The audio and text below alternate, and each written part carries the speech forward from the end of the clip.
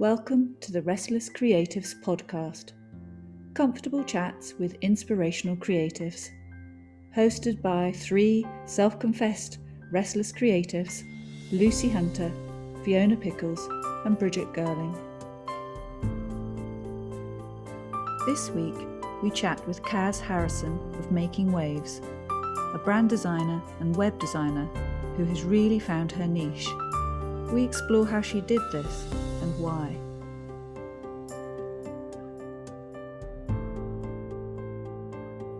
Here she is. I'm hot now. That's that log on the fire. Never happy. Never. Hello! So, you know Lucy? Yes. Yeah, I know. Goodness, it's been ages, hasn't it, since I last spoke. Yeah, how are you? I'm really good, thank you. Yeah. And you don't know Bridget? No, but hello. No, I feel like I know all about you, but I was going to say, obviously I know all about you as well. Oh, your homes look so fabulous as well. Look at mine and my horrible radiator. So, Kaz, obviously we've worked together lots. Yeah. Sorry about that. But before we go into stuff, do you want to just tell us a bit about yourself? And, you know, because you've got so many hats, how do you describe yourself? You know, and it's even, you know, how do we describe you? So just give us a bit of insight. Oh, that's lovely. Well, it's interesting that you should say that I have so many hats, because I think, well, let me start at the beginning. So I'm a graphic designer, essentially. So I went to university in Surrey, and had a fabulous time there. I'll skip over this bit quite quickly, but I did start a degree in geology, would you believe it, before I started graphic design. I did all the sciences first because I thought that was the right thing to do, because I went to grammar school. It was very academic, and I really enjoyed it. But in doing the sciences, realised that just wasn't me, and I was a creative god, and I wanted to do something creative. So I did a foundation course, discovered graphic design, went on to uni, and then was looking for a job in Guildford and found Fiona Humberstone, who had just opened up a print shop. Actually, it was a print shop at the time, and she was looking for a budding graphic designer. So I applied for the job, and long story short, got the job, and that was in 2005. So we then spent the next 8 years working together, and we developed it into a branding agency. And I, in that time, really started to discover myself a lot more, and my style. And I think even probably not long ago, even as much as maybe, I don't know, 5 or 6 years ago, I think probably there was a naivety in the way I approached my work, because I thought I could just turn my hand to every style, and I thought that was the right thing to do, you know, be everything to everybody. But actually, it's the polar opposite. You know, you need to really find your niche and run with it, and just not be afraid to do that. And I think, you know, we're all constantly learning, and I'm always learning as I go along, and I'm gradually finding my niche and learning more about what I like and what I don't like, what I enjoy and what I don't enjoy. And it's led me to today, and I have a business of my own on the south coast of Devon, and right by the sea, and I've got a lovely lifestyle down here. It looks very idyllic. It does, doesn't it? Yeah, well, thank you. Yeah, the photos really actually sum it up completely. I mean, it is that spectacular. It's lovely. And I think the one thing I truly did miss when I lived in Surrey was the sea. I always felt like I missed the sea air, the coastal vibe. So were you born by the coast then? I wasn't born I say that. I was born in Norfolk, so I wasn't born right by the coastline. So close to me. Really? Okay. I'm in Suffolk. Not far away then. Fantastic. No. Yeah, it's a lovely part of the world, and there's a big part of me that feels like that's home as well. I still have family on my mum's side there, so we go back occasionally and catch up, and it does feel part of me loves that part of England, but Devon is my true home. Absolutely. I couldn't imagine life not being down here. I'm sure you all feel the same about your own homes. And of course, you can dabble in your geology. You've got some nice rocks and fossils near you. Oh, we have. Oh, it's quite spectacular down here with the Jurassic coastline. Yes. Are you near Yeah. Lyme Regis then? Pardon? Near Lyme Regis? Yeah, absolutely. Lyme Regis is 3 bays along, so I think it goes Beer, then Seaton, then Lyme Regis. Yeah. My favourite place as a child. We used to go there. Loved it. Oh, it's beautiful. It is beautiful. It gets quite busy in the summer months, and it seems to get busier and busier every year, to be honest. But it's all good. You know, it's what drives. You know, the tourism is wonderful down here when it does happen. We have a folk festival in town here every year, first week of August, which obviously hasn't happened last year for the first time in I don't know when. But it's a wonderful week when, you know, there's live music every day, all day, and lots of folk dancing and fiddles and all that sort of thing. And I love all of that. I love things that bring the community together as well. That feeling of almost like you're protected by everyone around you. I think that comes from just growing up. I was 2 when we moved to Devon, so you know, as I said to Fiona actually in a phone call recently, in the winter time it used to be just us and a few fishermen and not much else, you know. But now it's much more busy. You know, you go out in the night time and there's always someone. Yeah. So from the graphic design side, which I can kind of get my head around, how does the website side of that fit into that? Because to me they seem like 2 really different disciplines. They are absolutely right, and I've always advocated that they're 2 very different things. Actually, I've probably spent the last 5 or 6 years telling people not to employ the same person for their branding as they do their website. Well, I've just done that. But I think websites are constantly changing. You know, we all know the digital world is constantly changing, and platforms are evolving, and support structures online are becoming stronger for people to be able to do these things themselves, you know, if they want to. But there is that natural hybrid between doing the branding project and that leaning straight into the website. And very often my clients, like you, Fiona, want to feel, you know, they feel that having gone through the branding process, that I understand their brand, I understand them, I understand their ethos, their values, their attributes, all the things that they hold dear. It only feels right to work with the same person for the website. So yeah. I mean, having gone through that it felt, I think it would have really stressed me out if I'd have had to go from you doing the design to then somebody else doing the website, because we got to a stage, didn't we, where we kind of understood each other so well, and you know, there was a lot that was unsaid, and you know, it was just like you knew what I meant, and you know, there was all sorts of, can you make it messy but not too messy? Yeah, I don't really want that there, and I mean, there was a lot of stuff, but you automatically got to understand it through the design thing, and then it carried through to the website. And I genuinely think that if you hadn't have done that branding, that website wouldn't have looked how it looks. No.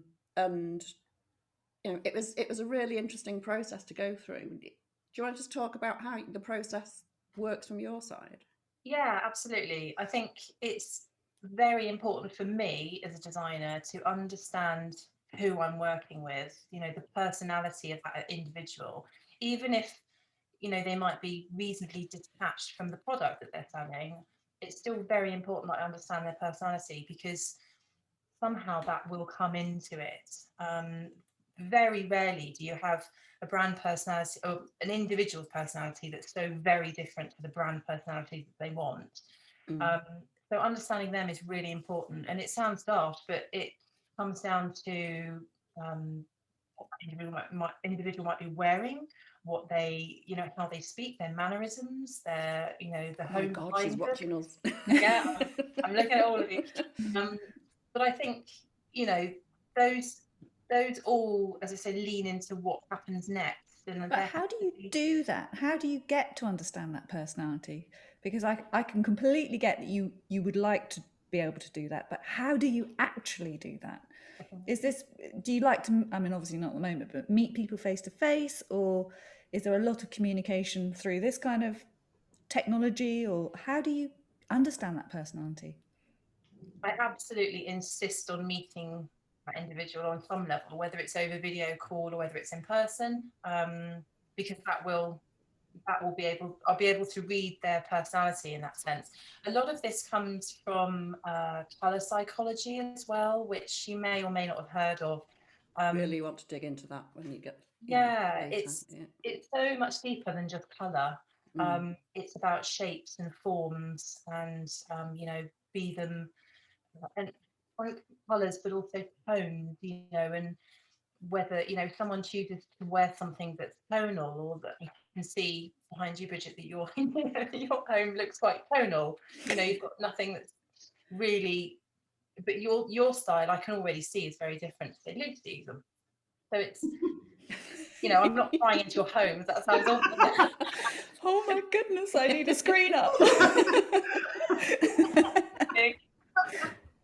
No, there's no judging. It's not used for that at all. It's so that I can just gauge how you might react to what I design, and I think that's really interesting, actually. Sorry, Kaz, but it's from when I design gardens for clients, it's the same principles. You have to know, you have to see really inside that person's house. So you go in for an introductory coffee and you talk. But what you can just, and it's not being nosy, it's not prying, but it's just that what you can glean from what's hanging on the walls, to whether the place has that very homely, slightly cluttered feel, or whether it's Spartan. It's just those kind of hints that tell you what then they are going to like outside, what's going to resonate with them and make them feel comfortable. Because there's no point in designing something for somebody that doesn't speak to them. You're designing for somebody, aren't you, rather than yourself? And I think that's really exactly. And for you it's creating three-dimensional space, isn't it? Whereas I'm exactly the same. It's just making it two-dimensional on screen or on paper. But I think you touched on a good point, because again that links with understanding someone's personality. Because I think it's knowing how to translate that into a way that they feel resonates with them. It's so difficult to articulate, because it is often just a feeling. It's a feeling, and it's observation as well as that, and like I said, mannerisms. You three are all actually quite similar. There is slight differences, but you're all fairly similar. Whereas if we had, say, someone else on the call who was quite outspoken, who had quite dramatic, maybe dark black and white clothing on, or it instantly would tell me something. They might command the conversation a bit more. They might be a bit more forthright. That would instantly tell me what kind of design styles I'd be thinking, what sort of fonts to use, what colours to use, what kind of shapes to use. There's so much. I mean, that colour psychology, it's so interesting, and it carries through to so many different disciplines, doesn't it? I was watching Sophie Robinson's webinar last week, I think it was, and she uses colour psychology a lot. And even things like, so autumn people absolutely have to have an open fire and things like that, and it's like, oh my goodness, it's sort of every sort of design area it feeds into, and it's just magic, really, isn't it? Absolutely, yeah. It opens so many doors once you get a deeper understanding, and I'm still learning about it, but in understanding that process in more detail has allowed me to understand my style more as well. And if you're working with people who link with your style, that connect with you and your personal style, then you're onto a winner. Because like you, Fiona, I think you're deeply autumn, and that, and you're there may be hints of winter in you, but I'm in the same place, but with differences.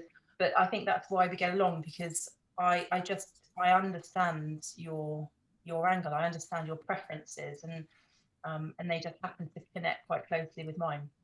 So is this Kaz, what you sorry, I was just going to say, Kaz kind of automatically knew without me saying anything that like texture was really important, and so in the website there's like lots of textures, and so I love interesting things and just movement, and you were able to bring that into it without any sort of me saying, oh, can you do this and can you do that. I mean, I stepped back so much from that website. It was just literally you do it. I don't want to know anything. Just tell me when you're ready. And it's exciting. But that must be just like the perfect scenario for you, Kaz, that your client has just said, just tell me when it's finished. I mean, obviously they're interested, but they trust you it wasn't implicitly. not interest, yeah. Which is absolutely, yeah. The trust is integral because, and that doesn't just come through like a single moment thinking, oh yeah, I trust this person now. I think it just comes in conversation, doesn't it? You just know, you have a feeling whether they understand you or not. And I have worked with other brands that fall more into the winter side of things, and like you, Lucy, you lean a little bit more into the summer side of things, ever so slightly. And I like that challenge because as a designer, it pushes me. But I know that I would never go near a spring brand because it's not me, it's not my style. And you know, as I said, as a designer, that's just me exploring who I am, my style, and actually being brave enough to say, no, I'm not going to work with someone who isn't my style because I know it's not going to work. And I know that you're not going to be happy with what I create. And you'd much rather work with a designer who excels in that spring area. That's really interesting because that's what I was going to ask before, is about you saying, you know, finding your niche. So you found your niche through the colour psychology, understanding yourself and knowing what will work best for you and who you will work best with? Yeah, I think probably, yes. A large part of it that, and a large part of it just being true to myself, I think, and that comes with age and wisdom and all those other things, you know, and just being honest. I think, you know, I'm 40 now, but through my early 30s, even then, I think I probably thought I knew who I was, but it is about exploring yourself and being brave and honest about who you are, and just being brave enough to say no to the ones that don't feel right. So would you say no to a spring brand if someone came on and they were out and out spring? Okay. I do. And I actually question why they contacted me. That's interesting, isn't it? Because why would they? I suppose, you know, if people are recommending you and talking about you, it's like, oh, Kaz is brilliant, you know, and they don't sort of look at much more than that, maybe. Many of the spring brands or the brands that aren't quite right for me find me through Google. Okay. I find the ones that are right are often through recommendation, or have been through my site in detail and read it properly, and you know, and really have fallen in love with the way I design and want that for themselves. So yeah, it's they find me differently, the wrong ones. I don't want to class them as the wrong ones, but you know what I mean.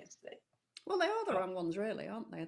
You're not suited for them and they're not suited for you. So it's never going to end well, is it? Well, and also, once you're busy, there's only so much you can do. And it sounds like what you do, it's not a short, quick process. This takes time to develop and produce and make everybody happy, including yourself. So you can only be in one place at a time. You're only one person. So actually saying, no, you're not right for me, means that the next person who comes along could be perfect, your dream client. So being brave and saying no it's a big step, but pays off.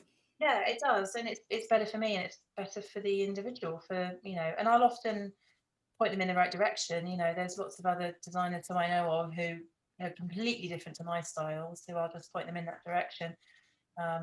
But yeah, it's much more productive to just be honest from the start. And if I always follow my gut feeling, and if somebody wants to change my process, if somebody wants to do something slightly differently, even if it's a tiny little thing, if they're not prepared to come to my process and do it my way, then I'll just say no, because I just know that it's not going to work. And that sounds very confident, but it's taken me a long time to get to that point. Yeah. I think that's what's so interesting, though, isn't it? Is that as a designer, I do think that it does take you quite a long time to get to the point. When you first start out, you want the work. You haven't worked out who you are yourself, and it's only actually maybe 15 years on, or even longer, that you actually become more confident in, and then start to attract the business that is right for you, that's authentic for you. Yeah, absolutely. Yeah, it's all a learning curve. It's so interesting, though, isn't it? Because I mean, even just getting to know yourself is really, really important, isn't it? You know, so when I was younger, one of my friends was very tiny, and she used to wear like tiny jewelry. And you know, when you look at stuff and you think, oh, I love that, and you think, oh, I'll try that, and you wear it, and it's like you look back and you think, I just do not suit tiny jewelry. And it's taken me quite a long time to get to the stage where I know I need chunky jewelry that, you know, is sort of like ugly, and I don't suit that fine, delicate stuff. And it's a very similar thing, isn't it? Well, I think you're right. It is when you're young, you are trying to discover yourself. And as you said, Kaz, you get to a certain age and you start to think, I think I've pretty much got the measure of myself now. And you have that confidence of just thinking, I don't have to explore what everybody else is doing because I know what's right for me. But I think that probably continues for the rest of your life as well, actually.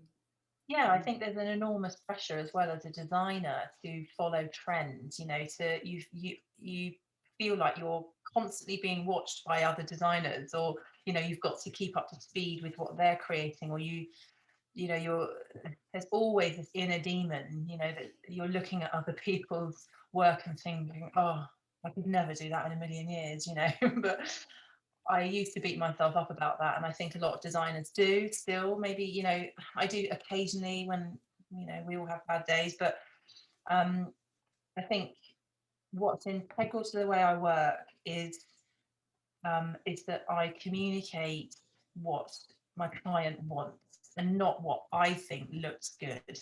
And that's the point. It's about empowering my clients so that they feel stronger in their business, that they can go on to create that new range of products because they never, you know, because they never had the confidence to do it before, because they didn't really believe in their brand style. It's just giving them that little ignition, that flame inside again, that the reason they started the business in the first place. That's why I find what I do so powerful, and that's why what designers do is so important. It's not about following trends. It's not about creating something that looks lovely because you want a pat on the back from other designers. It's about creating something that works for that individual, that gets them to the next level, that makes them feel proud, you know, and as I said, brings back that little spark of magic inside, you know. We all want Gosh, that. that's lovely, isn't it? I love that. And it does. It you know, having been on the receiving end of that, it does do that. And you know, I mean, we were desperate to get the website live, weren't we? It was like, I just want to get it out, but it ended up being quite a long thing, not because of Kaz's thing, but yeah, just it grew arms and legs, really, didn't it? Yeah, it did, but you know, that happens, and that's fine. That's just part of the process. Yeah. But yeah, it's that feeling of giving power back that I've only just realised, I think, probably in the last year, certainly with working with you, Fiona, and a couple of other projects where I thought, wow, you know, the power of what I do is amazing.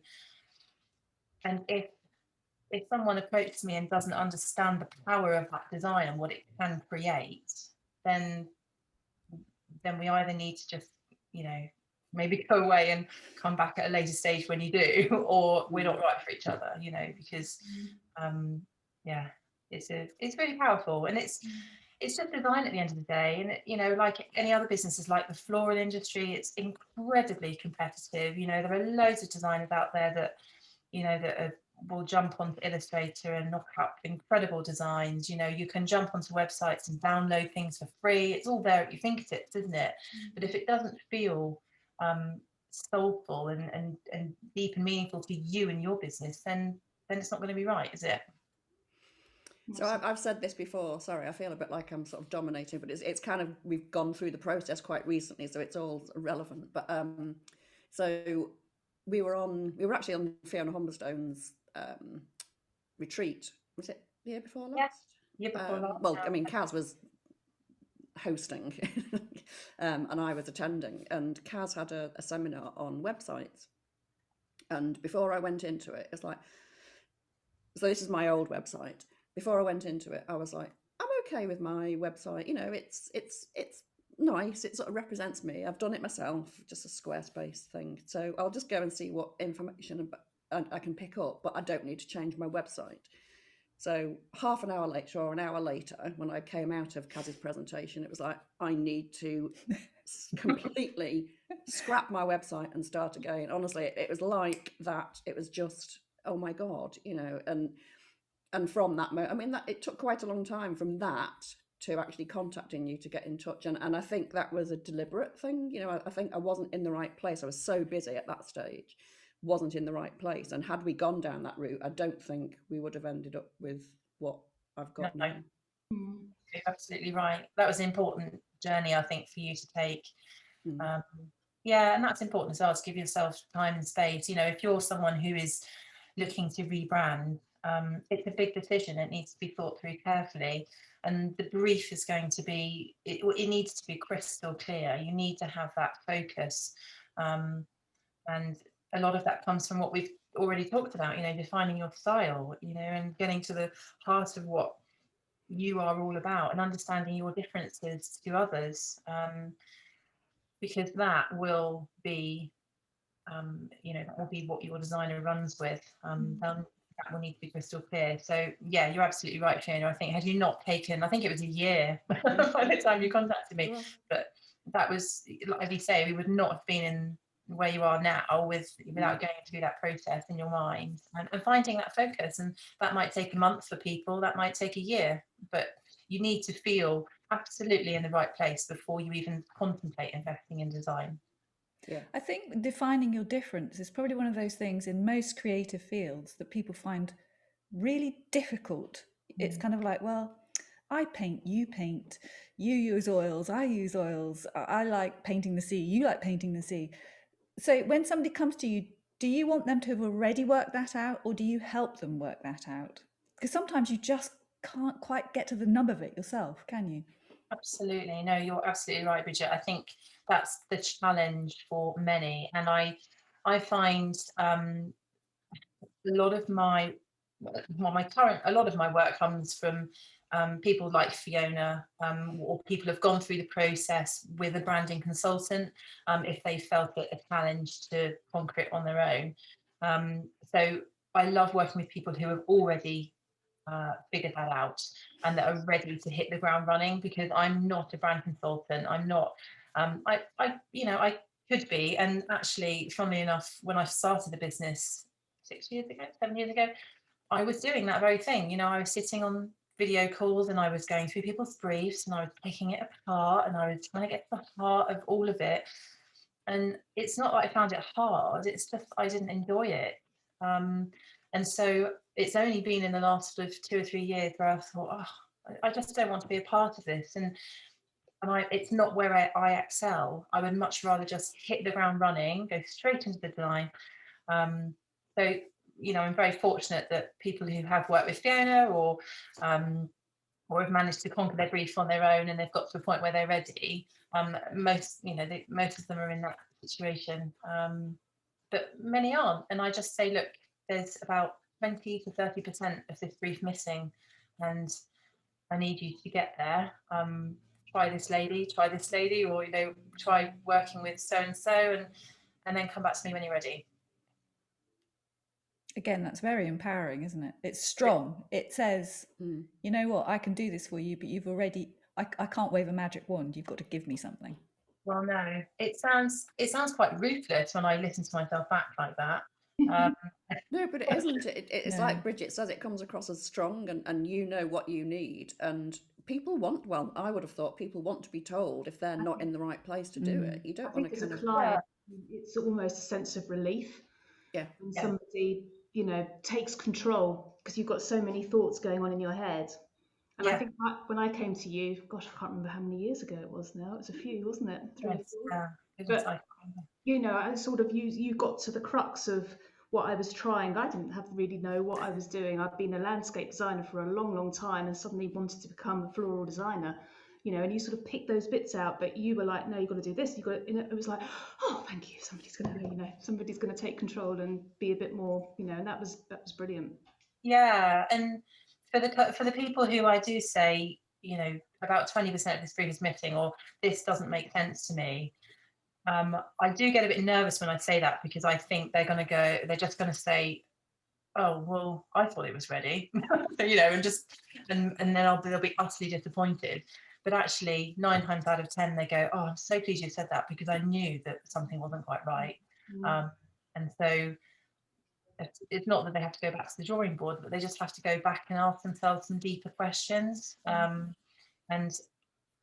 I've just decided that that's not something I want to be involved with, because I think it's a really full-on time to focus, and that's, you know, something that a brand consultant can do really effectively if they can't manage it on their own. Yeah. So how does the website side fit in with things? Is that because it does feel a different thing, because it's quite techy and geeky, Yeah. isn't it? It is, but I think there's a geekiness in me. Okay, There's a you're geek in me. channeling your inner geek. We need some of that, us three Yeah. do. Yes. Same here. You what, Lucy? Sorry. We need geekiness. We do. We do need geekiness. Yeah, I think that's probably the difference between you and I, Fiona, where I'm, you know, your lovely, beautiful, creative unruliness, you know, that does freak me out slightly, because I'm because I'm just a little bit more organized. I'm not saying you're not organized, but you know what I mean. I like things to be A bit more controlled. yeah, and so so that's probably my geekiness, and you know, the fact that I started a degree in geology says everything, doesn't it? But I think there is part of me that I've again, it's something I've recognized in myself over the last sort of 5 years. I love architecture, I love furniture, like antique furniture. I have a burning passion for all of them, and then I realized that I love structure and lines, and that's what ultimately drew me into graphic design. And so there is a sort of, I feel like, an engineering side of me that I love. And I did study, before I did my degree, I studied, would you believe it, chemistry, biology, maths and statistics. And I actually really enjoyed that. And so there's part of me that loves all that structure and mathematics. And I suppose that there is a bit of a passion that comes with building websites, because, you know, I'm not suggesting I'm a web developer. I'm really not. And that is perhaps where there could be confusion, because I'm a web developer who codes websites is entirely different to what I do. So I'll build a Squarespace website because it has a user-friendly platform and I can push the boundaries of the design, and I can play with code a little bit to get it to look how I want it to look, but I cannot build a website from scratch. You know, there's a big difference. And that's where, you know, they are two very different specialist skills. I honestly don't think you can be a web developer who has a logistical mindset that works in that way and be creative. I've never met someone who has both qualities, who can do both, or at least do both brilliantly anyway. And I think a lot of that, so as a, you know, a member of the public, if you like, it's difficult to understand all the sort of the nuances between all that. You know, we don't necessarily get that, you know, what's a web developer versus a web designer, and you know, I know that might sound sort of basic, but you kind of go into it a bit like, I just need a website, I don't really know what I need.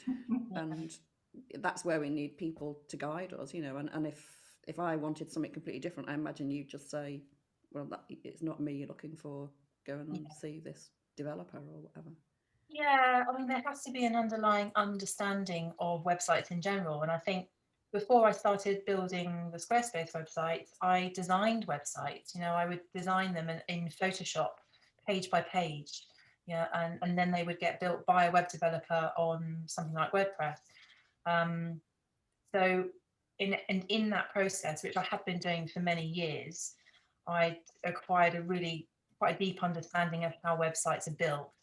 And I think had I not had that initial understanding, having designed them first, I probably wouldn't be able to do what I'm doing today as efficiently as I am. So yeah, it's been a learning curve. I haven't just been able to dive into building websites. I've been involved in website design quite intensely for lots of years, just not been building them.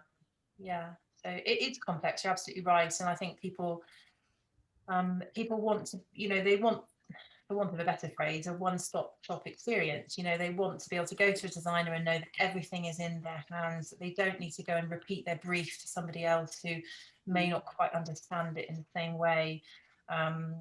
So yeah, that's where what I offer really, you know, resonates with people like you, Fiona, and I can carry everything forward. It's just, yeah, and being able to take it forward intelligently. I think that there's this, you know, I'm not a control freak, but I like to, it really destroys me when I design a completely beautiful brand identity and then it goes into the hands of a web developer and it all sort of falls apart slightly because the design either hasn't quite been honoured or it just hasn't been taken to that level that I feel like it should have, you know. So actually, my project at the moment, every brand identity leads into a website. I just make sure it does, or I have that discussion at the outset where it will categorically lead into a website, because online presence is so important, you know, at the moment, even more so in the last year, and people are very conscious of that. It's not just got to feel right, look and feel right, it's got to work properly. And as I said, people just like the being able to work with the same person throughout, and I would be the same if it was me, you know. I'd want the same as well. I think there's a big lack of understanding to us customers about the difference between brand identity, you know, and I think a lot of people think I'm just going to get a logo, and you know, it's so much more than that, you know. I mean, the amount of files that you've sent me around the brand and everything, you know, it's just everything, isn't it? And I think people think, oh, that's a lot of money to get a new logo. It's like, that ain't what it is. And it's how you sort of explain that to people, because that's really, really crucial for people to understand that, really, isn't it? It is, and it's hard often to articulate the importance of it, because I think, again, that comes back to what we were talking about earlier, where you have to be in the right mindset. You have to understand the value of what incredible design can bring for your business and for your mentality, you know, the mentality and your mental health within your business as well, and how proud you feel about it. I think, you know, what comes with a logo, or just a logo, is there should be the brand character. Everything that falls around it, it creates that character, and that's colours and fonts and textures and the icons and whatever it is. You know, there's no one fixed answer to, you know, not everybody needs the same thing. It's about understanding what you're selling, understanding how it needs to be sold, and working out what needs to fit with that to make it sell harder. That's what it comes down to. So yeah, it's much more than just a logo. And if you're of the mindset where you need just a logo, I think you need to go back to your brief and think really carefully about how you want your business to change. Because if you're rebranding your business, it's because you want something to change, and it's not just about the look of your business and the impression it's giving. It's who you're working with. There's something not quite right in who you're working with, or something's changed. So dig deeper, and you'll realize that it's all that character that will resonate with those ideal customers you want to attract more of. You know, we all want to work with those. You know, we all want to be doing work that we love the most. So you have to get to the heart of that, and it's so much more than just a logo. I almost feel I have to, or I did, probably less so now that I've been weaned off you, but I almost felt like I had to ask Kaz for permission, because it was like, you know, and I have got quite a good understanding of my style and what I like, but there were still things like, what do you think, Kaz? Do you think this? And do you think that? And, you know, it was sort of like deferring to you on quite a lot of things, because I felt you understood me that well, really. Yeah. And that's, you know, really important to the process, for my process and for you as well. I think, you know, bouncing off ideas with one another, you know, with the one person who understands your brand probably more than anyone after yourself. You know, you need to feel that you can do that with your designer and have total confidence in the answer you're going to get, and know that it will be honest, because, you know, you mustn't be afraid to say, well, no, that's rubbish, you know, that's a rubbish idea, don't do it. It's not going to work. Which isn't what you'd get from asking family or friends, is it? You need that person who has the confidence of understanding why they're saying what they're saying.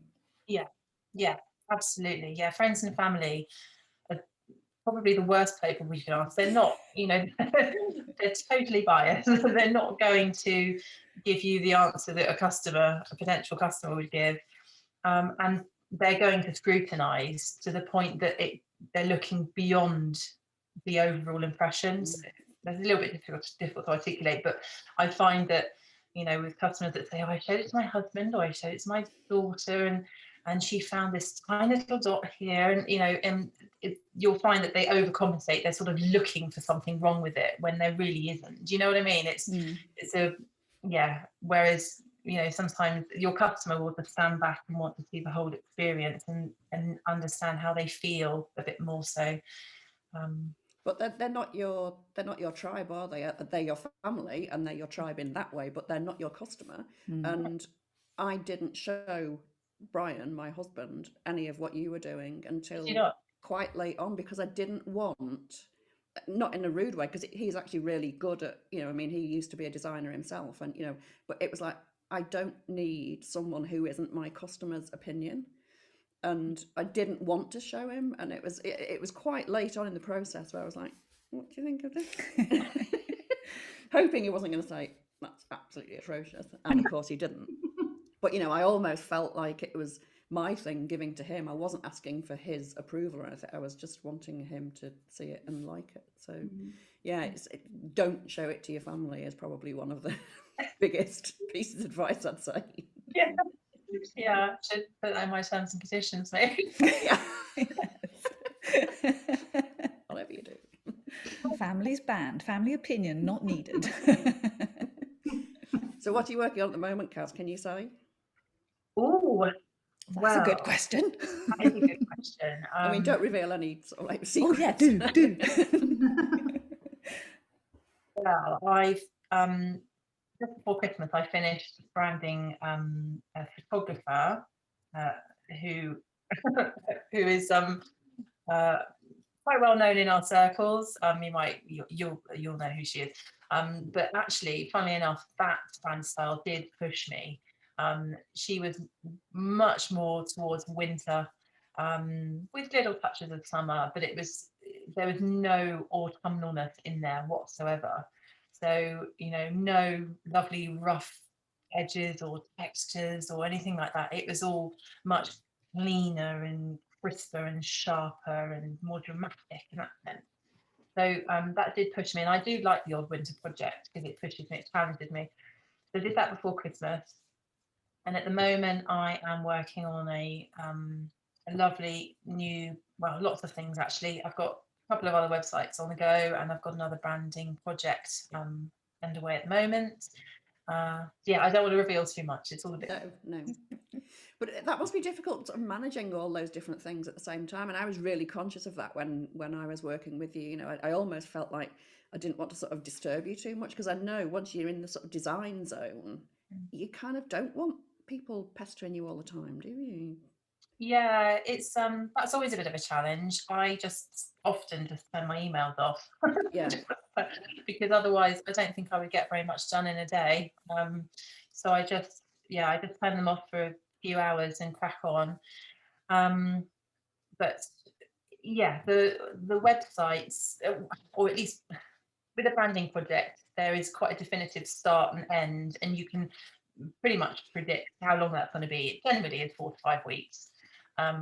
With a website, depending on the size of the website, it can vary massively. You know, as you know, Fiona, suddenly a website that you might want to or anticipate finishing in 5 or 6 weeks goes on to 3 months, and then it's suddenly overlapping other projects, which is fine. It's just about managing time, and I'm very good at managing my time where I can, and just switching off emails and giving myself some headspace. But of course, as creatives, the creatives that we are, you have good days and bad days, and sometimes I wake up and I think, oh, nothing's going to happen today. I can just feel it, you know, it's not going to happen. So I'm just going to make myself a strong coffee and go and watch a bit of afternoon television or something. Lie on the sofa. So where do you get your inspiration for your designs from? So, you know, the winter person comes to you, and where do you start getting that from your head? Yeah, a good question. I'm not one of these types of people who has to seek very much for inspiration. I think I find my inspiration from outside, from nature, and giving myself headspace. And that often is just getting out, going for a walk along the seafront or into the woods or something, and actually not being in front of my computer at all. Because if I start designing when I haven't given myself headspace and started to visualize it in my mind, then I'll just end up pushing things around the screen for 2 hours. It's a complete waste of time. So with branding projects, very often the first week I haven't designed anything. I've just been thinking about it. I've been thinking about the colours. I might start to put colours together. I'll start tinkering with a mood board or something, but I'm not designing anything. I'm just piecing the pieces together in my mind, so that when I do sit down and start designing, it's a productive day, because I can just wrestle it all out much faster. It almost sounds like a kind of magic, doesn't it? There's something that just floats to the top somehow.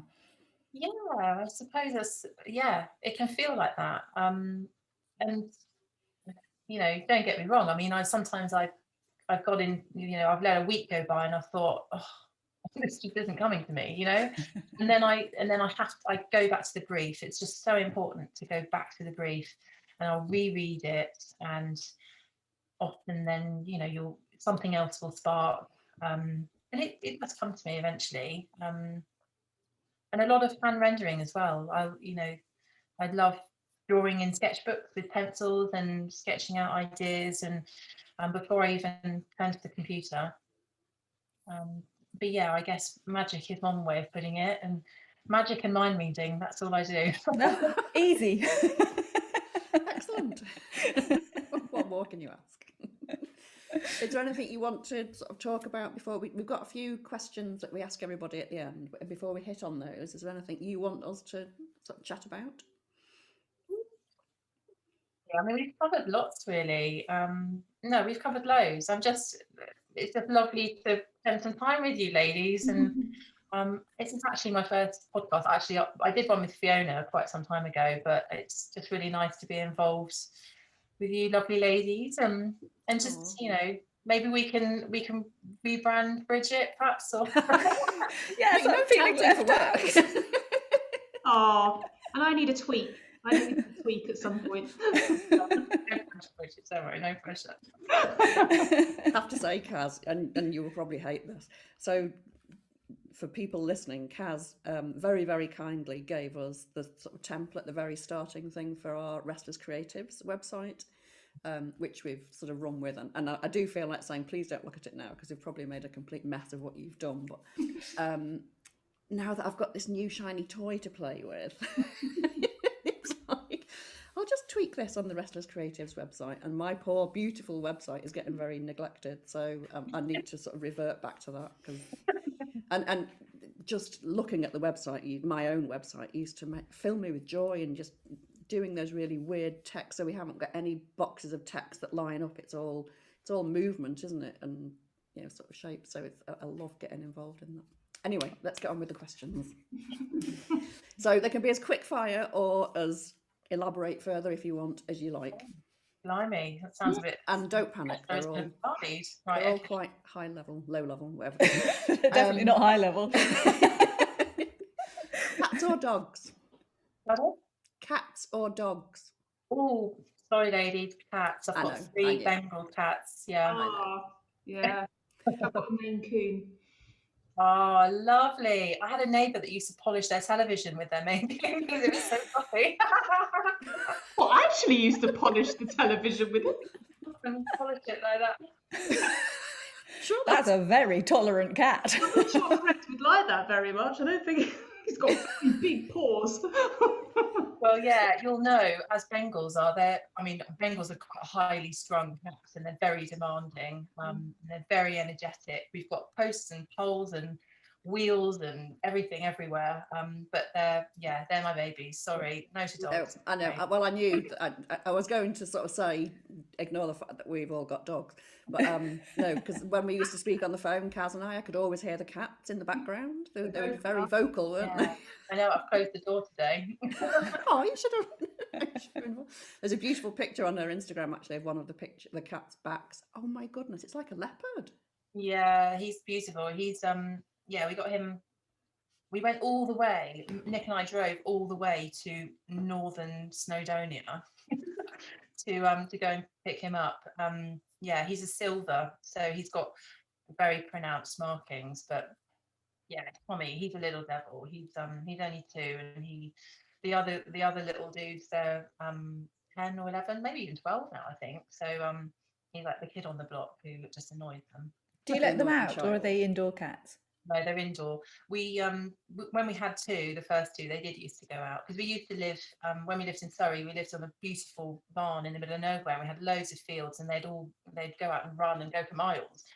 But now that we live here and we're in a more of a town setting, there's roads, so they just stay indoors. We've got a lovely big house. We've got loads of space. I'm the only one without a cat, because you've all got cats, haven't you? Yeah, I love my cats. We used to have a Bengal years ago, and he used to literally climb the curtains and sit at the top on the curtain ring. Yeah, lots of cats do. Yeah, yeah, they're little rascals. But yeah, Bengals in particular are they're divas. For Are sure. they?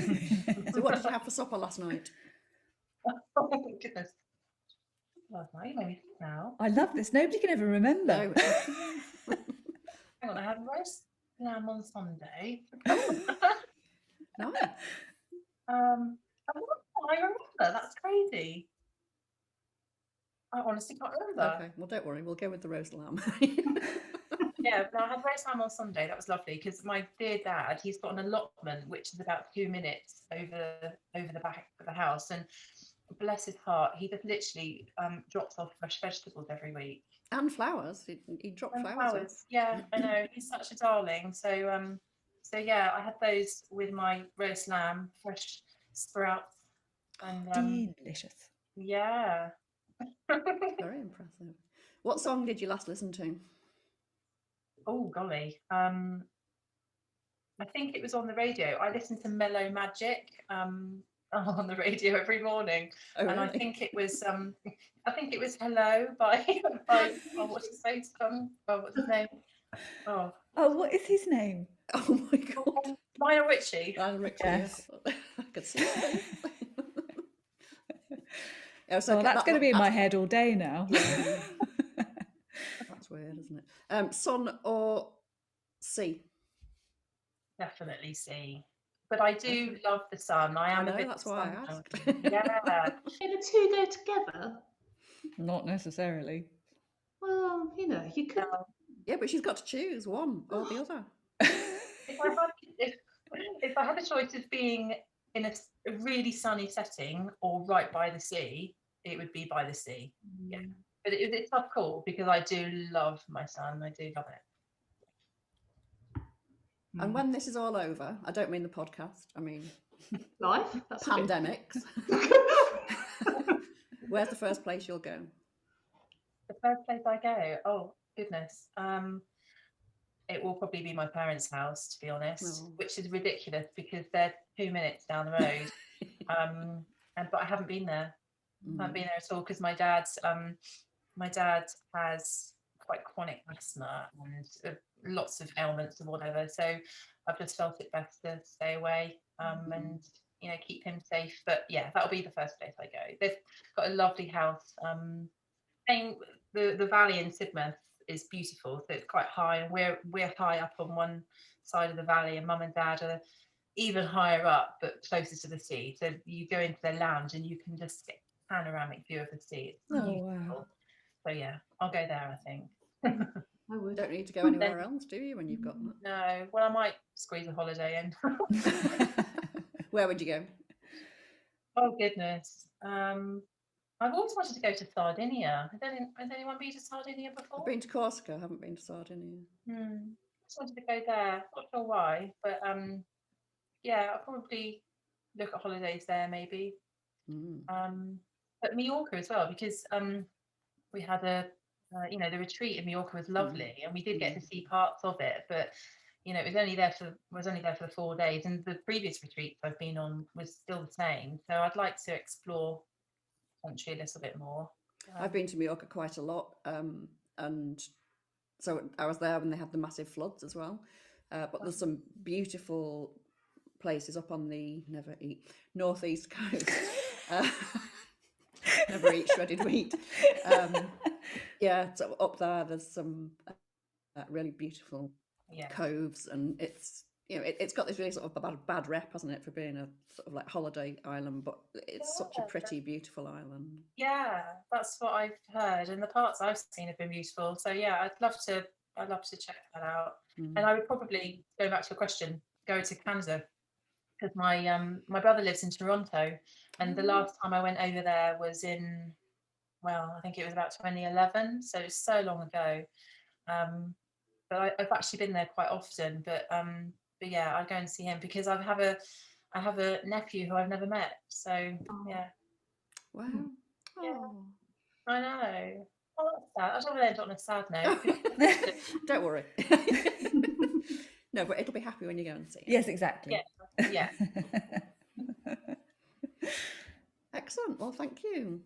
Oh, you're welcome. It's been fabulous. It's been so nice to see you. It's what a lovely way to spend Tuesday morning.